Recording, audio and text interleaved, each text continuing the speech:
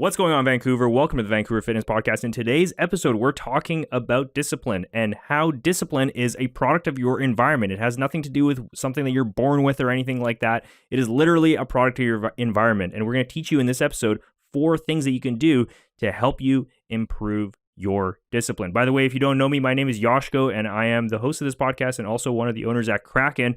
That is a gym in Burnaby, and I'm sitting today with Brandon Nye, who's a strength and conditioning coach, jiu-jitsu black belt, and the co-owner of Kraken Fitness. And together, we've helped thousands of people across the Lower Mainland achieve their body composition and performance goals. So, welcome to the podcast. And roll the intro.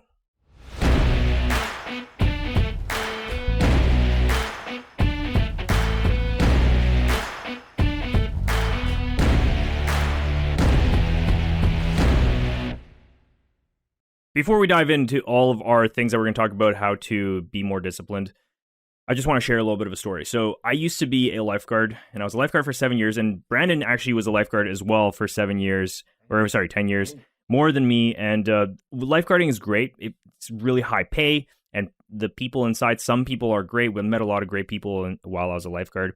But the problem with lifeguarding is that it's like a city job, and not to throw city workers under the bus, but they're known to be a little bit lack of discipline. That's how we'll call it. Okay. You try to do the least, but get paid the same amount. Yeah. And it's actually very easy for them. And they have an environment that allows them to kind of do that.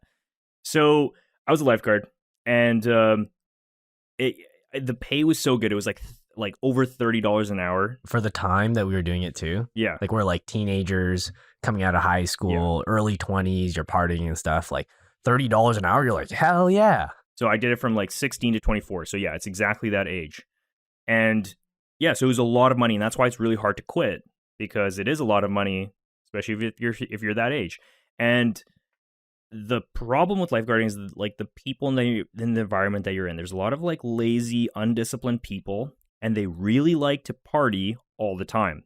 Every single weekend, weekdays, they're always out partying, always out doing stupid shit. It's like an extension of high school. Yeah. So, and most lifeguards will be able to agree with this. This is just fact. So as much as I wanted to be a disciplined person, and I knew that I wanted to open a business, and I wanted to work on my fitness and stuff, and I wanted to make sure that I'm sleeping okay. And whenever I would set all of these goals and all of these like habits for me to work on, it would always end up failing. And the reason is because my environment was built in such a way that wouldn't allow me to be disciplined. Yeah, it would just draw you back. It would just draw me right back. So I would say, like, you know what? I'm going to quit drinking for a month or whatever. I would usually say back then, stupid goals. But so yeah, I would say like, okay, I'm going to quit drinking for a month. And then 3 days later, it's like, hey, it's friggin' Johnny's birthday today. And do you guys want to go out? Let's go out for like this dinner and blah, blah. And then I'd be like, oh, okay, I like Johnny. Johnny's my friend, and he came to my birthday. Okay, we go. And then everybody's pushing you to drink. And then it's like, oh, okay, well, now you're drinking again. Now it's like, well, you broke the streak. You might as well drink on the weekend too, right? And so that's kind of like to show you how difficult it was, how difficult the environment made just being disciplined, right? And you would say you're a disciplined person now. Would I say I'm a disciplined person now? Yeah. Yeah, I would say I'm pretty disciplined, yeah, compared to most, yeah. And it's because my environment is designed in a way to be disciplined. So, and I'm also around disciplined people, of course, and all of that stuff. So, yeah, you're 100% product of your environment. So that's what we're going to be talking about today, is basically how to change your environment to be disciplined, because I don't think that discipline is something innate that you're just born with. I think that discipline is a product of your environment.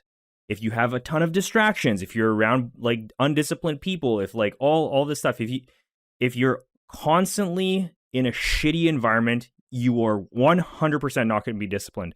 And that's why like this whole like minimalist movement is growing so fast, like getting rid of all of your stuff inside your house and having no TV and stuff and just focusing on your business or your job or whatever. It works really well because there's zero distractions. It's like all you can do is just work. So we're going to be talking about that today, but we first want to define discipline. And to me, discipline is basically just being persistent at certain actions that are going to lead you to being the version of yourself that you want to be. Yeah, you know? and I would say persistent is like a very good word to use when you're explaining discipline, because your daily life, your goals, they're always going to have some kind of wrench in your plan. But if you have discipline, or you work on your discipline, that's going to allow you to do things that you don't want to do, or things that are hard on a daily basis. By the way, if you're enjoying this podcast, please do us a favor and tag us on Instagram at Coach Kraken or at Vancouver Fitness Podcast. We have nothing to sell you. All we want to do is give the expert voices in Vancouver a platform and a voice. So without further ado, back to the podcast. We've heard this a million times. We've heard a million times where people say like, it's not motivation. Stop looking for motivation. Just be disciplined. But like, what the hell does that mean, right? How do you get there? Like, if you're starting off at 0, like, how do you get to the star at the top? That's discipline. Mm-hmm. So that's how we define it. It's basically just persistent actions towards like a certain goal or whatever, right, in your life, and making sure that you do that persistently forever, right? It's not just like going to do it for a month or something like that. Anybody can be disciplined for a month, but to be disciplined for 10 years, that's a totally other story. So that's what we're going to be talking about today. Now, should we dive into the 4 tips? Let's do it. All right. So the 4 tips for being disciplined, all of them have to do with your environment. And number 1 is breaking down your goals into smaller tasks. So one thing that when I notice that I'm not doing something is because I wrote something so broad as like a goal. So for example, let's say at work, you had a project that was something to do with like, oh, make this manual, right? Or make this book. Or a guide. Or something like that, right? Like for your clients or for your customers or something like that. Where the hell do you even start? But if you broke that all the way down to the next action, you're like, oh, all I have to do first is like write in the intro for this like guide. Oh, and then it's just like done. Especially with ChatGPT, you can do it in like five seconds. Yeah. But yeah, so you just have to start. Like it's just like, oh, all I have to do is that, right? So it goes down to like all your other goals in your life as well that you can utilize that for, is just like breaking it down into like the next action. What is the next action? And then that's going to make it so much easier for you to actually do it. Because if you always have these super broad, big goals without actually breaking them down, it's going to seem impossible and you're going to be overwhelmed at all times. And we're not saying not to have big, broad goals. It's like start with that big, broad goal and then break it down into the smaller tasks that will lead you back to having success in that broad goal. Yeah. And then once you have that list, prioritize which ones that you can conquer right away, or ones that are more important and are going to be compliant on the other ones to finish first. So as an example, let's say in our project manager, sometimes like Brandon and I will write something extremely broad. Like we have to make, let's say like 3 new connections with other businesses in the neighborhood or something like that, right? So broad. Like what the hell do you even do next, right? And it's like, so we would have that. That's totally fine. You can have that goal. That is the end goal, right? But the way that we actually started the task was to be like, okay, the first thing that we have to do is make a list of like, let's say 10 to 20 local businesses that we could work with, and then go from there, right? And then research them and then connect with them. And exactly. So we had that big broad goal and then we like worked backwards until it was like, oh, this is the first step. And then now it's like, okay, this is easy. I just go on Google, right? But starting from like make 3 business connections, how the fuck do you even start from there, right? So number 1, breaking down your goals into smaller tasks, so amazing to do. And then now the next one is actually creating and scheduling a routine. So this is something huge for me. Me too. So I use my Google Calendar religiously for everything, every single thing, from dinner, lunch, breakfast, jiu-jitsu, workouts, all my clients, all of our meetings, all of my tasks, everything is in Google. And it's like basically blocked out from the morning all the way until night with every single thing back to back what I'm supposed to be doing. And it's to the point where this was an emergency podcast. We booked this today. And most likely after Brandon leaves, I'm going to go into my Google. I'm going to add the podcast in there. So he's going to get a calendar invite. All right. I may or may not accept. Yeah. So that's how important my schedule is to me. And that's, it's the best way to be absolved from a murder. If you got to leave like evidence. So was it an alibi? Yeah, an alibi. So my alibi is like, hey, I was with Google clients. Calendar is your alibi. Check out my Google Calendar. I see. Well, I think humans are just very cyclic kind of in nature, right? Like your body does well when you wake up and you go to sleep at the same time, right? You're going to do well if you eat relatively the same things from time to time, the same time throughout the day. But also you're going to notice as you have a routine where your windows of better productivity are, right? So you can schedule the harder tasks in your routine through those windows.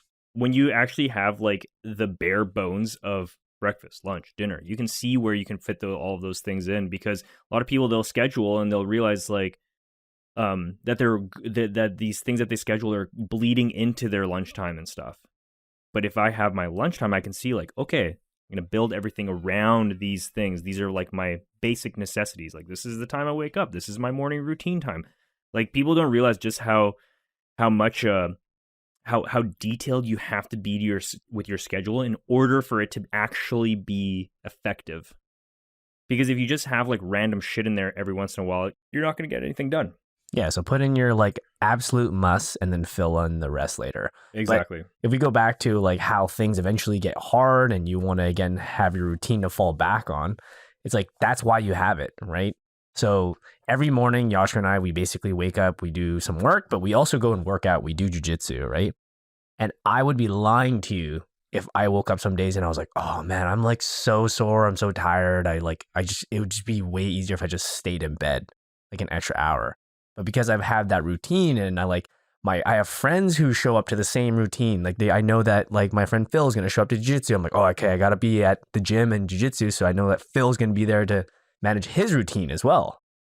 Right? That's how I stick with it like every single day. And it's not because I'm like highly motivated all the time. It's because my routine and my environment allows me to be successful at those things. So we're going to dive into the next one with the third one here, which is eliminating distractions. And I just want to like kind of give a little story as well for this one. So in the morning, every single morning, I turn on my red light thing. It shoots directly at my face. And then I'm on my laptop, just kind of planning my day and seeing what I have to do and just checking emails and things like that, just like basic stuff, and while drinking my coffee. And one thing that distracted me all the time was when I would open my web browser. We use Edge on our Windows, which is basically the exact same thing as Chrome. But then when you open it, it gives you a homepage with all these like news articles that are drawing me in. Oh, what's the latest like Elon? And the algo is like powerful. Yeah, they're drawing you in with stuff that you might be interested in. Exactly. So that was really distracting for me. So I just changed the homepage, and then now I never see it again. I never think about it again, and just not a part of my life anymore. And that distraction is completely eliminated, because what I like doing when I wake up in the morning is I like checking the business health, like finances. I like checking my personal finances. I like checking my Gmail. I like checking my Google Calendar. I like checking all my tasks. I like logging my weight and my macros in from the next day and all that stuff. And I can't do that in the morning within 30 minutes if the first thing I'm doing is opening like news articles.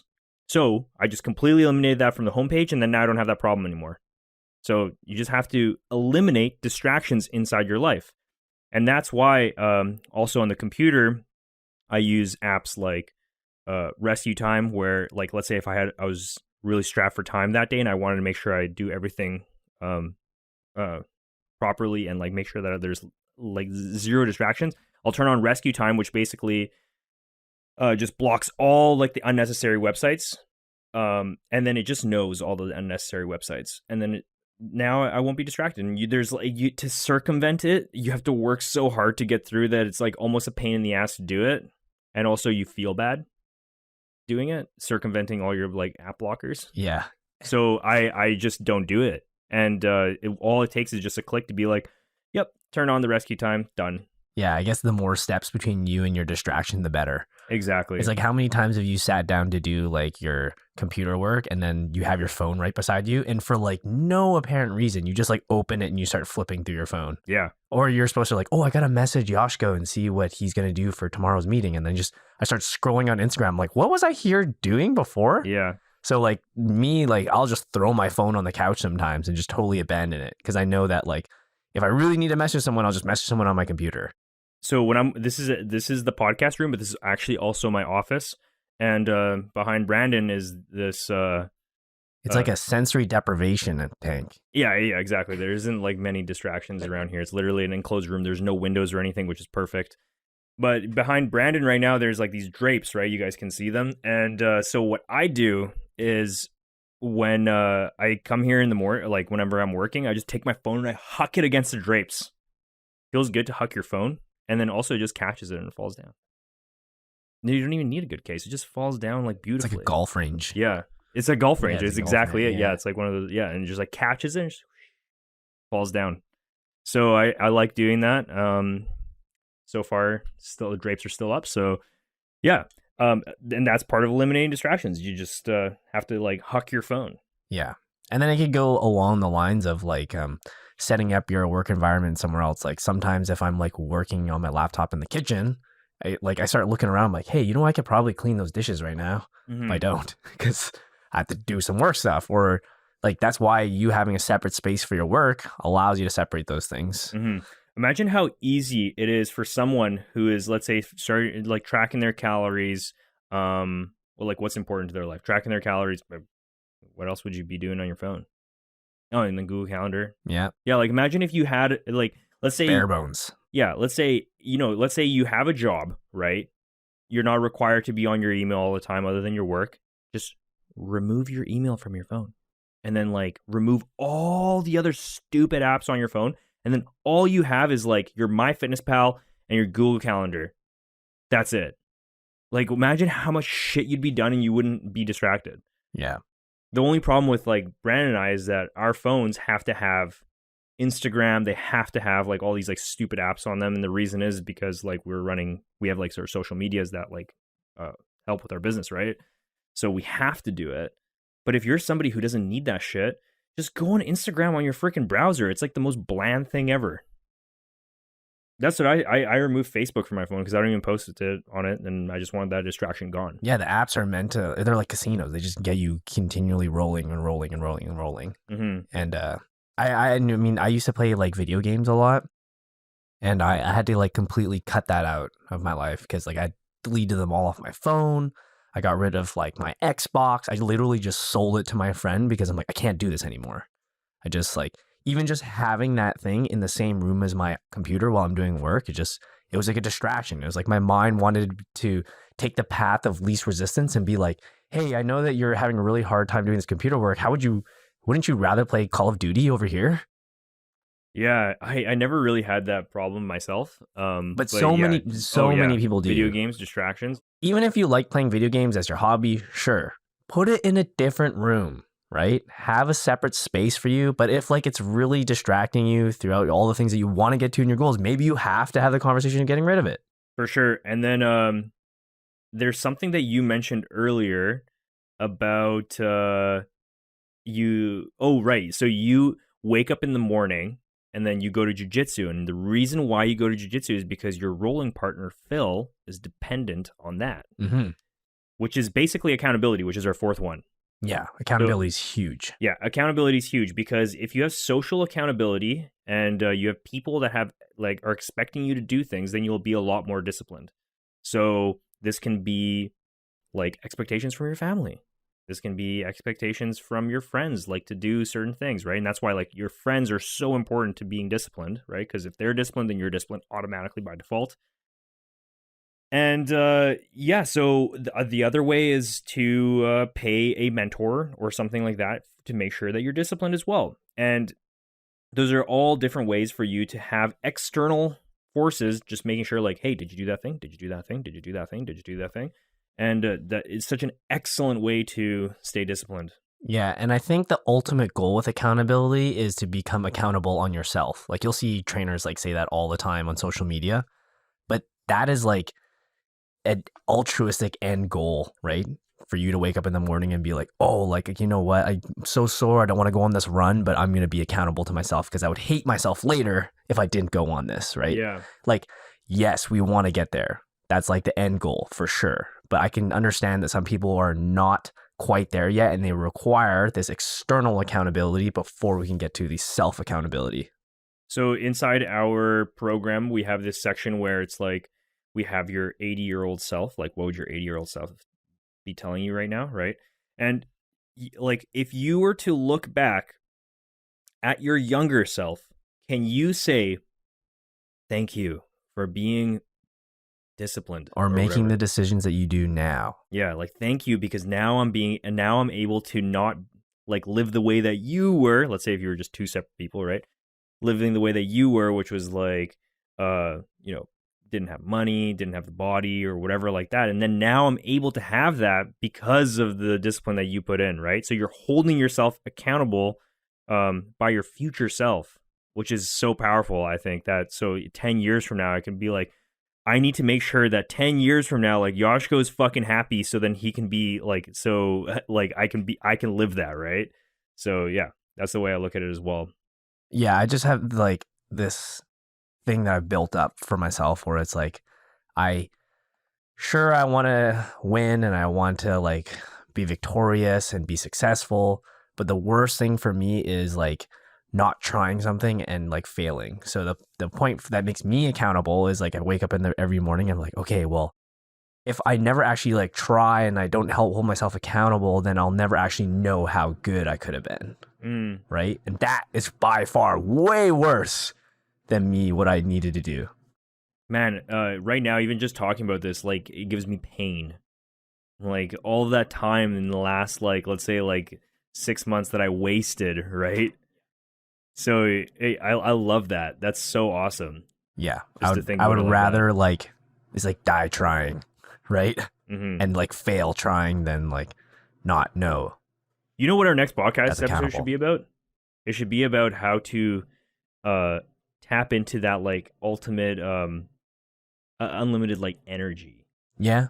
Because the thing is, you can like say that you're gonna be disciplined and stuff, but there's times where you're freaking tired. You're tired, but then you all of a sudden you're like in the gym and like your favorite song comes on, and something gets you going. Yeah, but sometimes it doesn't even help. Sometimes it doesn't. But then like, what is that thing that gets you going? So there's something there. So it's interesting. There's some things that are distractions, right? They're technically distractions, but they're actually beneficial for you, for your mind and for your brain to function better, right? So I actually wrote a list of things on my notepad. I think I titled it like things to do instead of doing nothing. Okay. And on there I have clean up your Google Tasks, clean up your calendar, chess. Look at chess videos. And then there's also like this game called Duel and Back. It's like a memory game. Okay. It kind of hurts to do it. Right. But like I'm getting better at the game. So that means my working memory is definitely improving. Right. So it's like a brain exercise. It's a brain exercise, a brain game. And then I also have vocabulary.com. Super sweet because it like tracks your progress and stuff on certain words and stuff. It's really cool. They did a really good job with that app. And then I started noticing that I started using the words that they actually have in there. So because they repeat them so many times, and then they'll finally say like, "You've mastered this word." And then I like around that same time that I master that word, I start using that word in my regular vocabulary. Right. So I just found that really interesting, and I have that on my list of things to do instead of doing nothing. Because have you ever seen Russell Brand talk?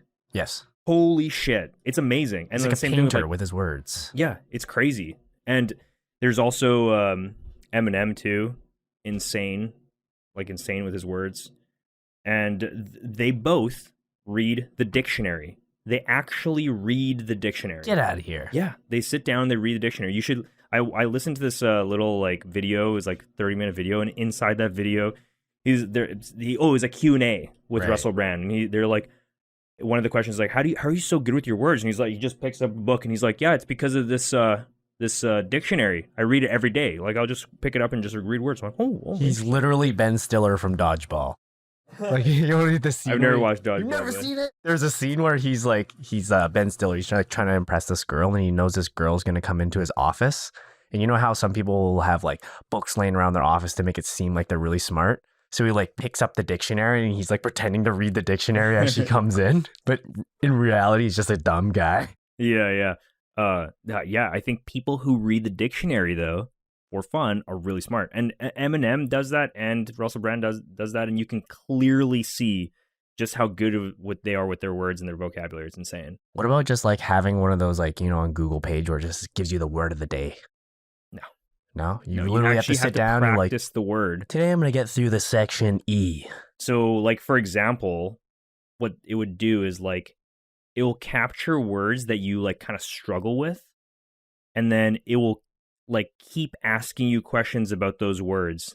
So like, for example, it'll say something like, it will say a sentence with the word inside, and it'll be like, what does this word mean? And then, or it will say like, or it will show a sentence with blanks and be like, what word belongs here? And then you're like a kid from a spelling bee. He's like, is this a Latin or Greek origin? And then you're like, put it in there. Yeah. I mean, there's like a lot of like language learning apps that do like very similar things. Yeah. Like right now I'm trying to learn Cantonese. And yeah, so I think there's like Memrise that like does. Yeah, but this one has like different like pictures and symbols, and then it'll like get you to put in a sentence and stuff. Yeah, so there's another thing that you could do. You can learn another language like with your time. Yeah. And so I think that you don't have the energy for, let's say, like, I don't know, like working or like finishing like a project or something like that. But I always have the energy to go on vocabulary.com. I always have the energy to do that memory game. I always have the energy to just go through my Google Calendar and like fix a few things. Like and then if I made a list of there's like maybe like 15 things on there. And it's like, I'm going to have the energy to do at least one of these things that are actually productive. Yeah, you could always be working on something. Yeah. Something. So I try not to waste any time. Susie and I don't watch TV anymore or anything like that. We cut it out. We're just going to stick to movies. TV is a waste of time. And it's just like mind numbing and addicting and just sucks. Like, I'm not going to lie. Like TV shows are great. They're awesome. Like, they're enticing.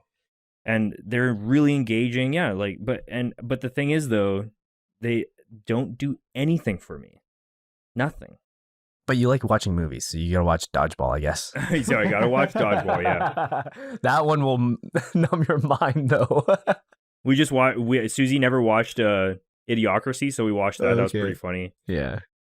But yeah, so that's kind of the things that I do, and then next episode we'll definitely talk about the energy stuff. But yeah, I think we should wrap this one up. So yeah, hope that helps you guys. That understanding that discipline is created by your environment. It's not something that you're born with or anything like that. It's literally created by your environment. You can take somebody who's completely undisciplined, unmotivated, take away all of his like social media and Instagram and like his Uber Eats and all that stuff, and then he's going to be cooking his food. He's going to be working out every single day, and he's going to be doing all that stuff. And like even things like removing Spotify for some people might be enough for them to be disciplined, right? Anything can distract you, and if you just understand what's distracting you, eliminating those things, and you'll be well on your way to being disciplined, if that's something that you care about. True. Some people don't care. Anyway, that's it for this episode, and we'll see you in the next one. See ya.